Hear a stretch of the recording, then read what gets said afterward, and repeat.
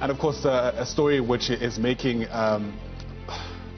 our jobs really difficult even this morning is the passing of the jammer himself, Bob Mabena, passing on yesterday at the age of 51.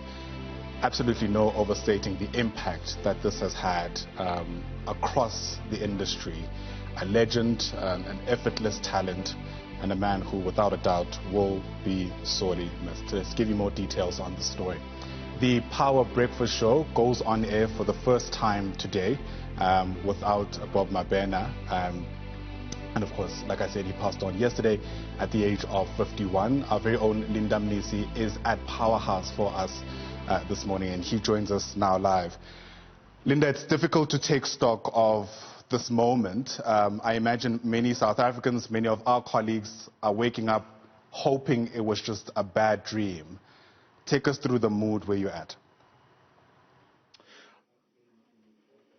Indeed, Ayanda, and the first link, tells you exactly that. A very somber mood here at the Powerhouse, as we witnessed, the first link this morning without the legendary Bob Mabena. In fact, they had small clips where he had been linking to all the co-hosts, and they're telling, basically about what they're going to be talking about, reflecting some of the newspapers this morning. But of course, now they've just played a song as we stepped out, just to lift up the mood. They're saying today is all about celebrating the life of Bob Mabena, and not necessarily crying. They were playing a song, Get Funky, and we witnessed them dance, to remember the spirit of the legendary Bob Mabena. Ayanda? Yeah, that's right. And Linda, it was Bob Mabena himself who said the show must go on. And I guess in his honor, that's what we all need to try and do. But help us take stock of the man himself and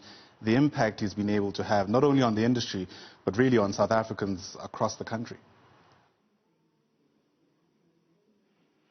Indeed, and if you saw some of the outpouring messages that came yesterday, many people describing it as an end of an era, devastating end of an era, Ayanda, a man who was welcomed in our homes for years, 3 decades. That's how long his career was. And of course, he's gone from Radio Bob to Radio Metro, right to East, 947, which is now known as 947, to various other radio stations. 180 was Bob on Kaya FM, and recently here on Kaya FM hosting the breakfast show, but also was the head of programs here, responsible for content output as well as some of the talent here in this building. I mean, this morning we're hearing of people saying that, well, this man played a part in, crafting and mentoring a lot of young people's lives. So today is really about celebrating the life of an icon, someone who paved the way, but it's really sad going on air today knowing that Bob will never set foot here again. Absolutely. And Linda, it is still very early stages. There's still a bit of speculation about how Bob may have lost his life. Take us through what we know for now.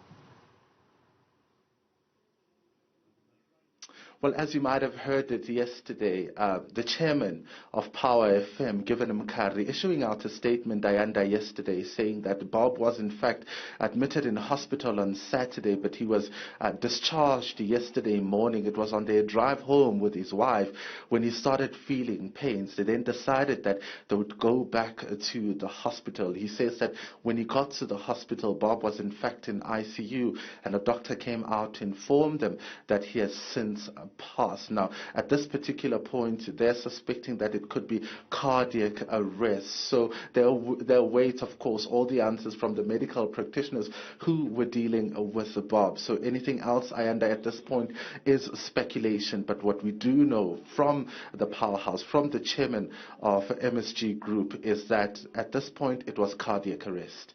All right. Linda Mnisi, thanks very much for getting us into the picture. No doubt we'll continue touching base with you throughout the course of the morning to, of course, continue making sense of this heartbreaking story Bob Mabena having had passed on yesterday at the age of 51. Linda Mnisi live to us from Powerhouse in Johannesburg.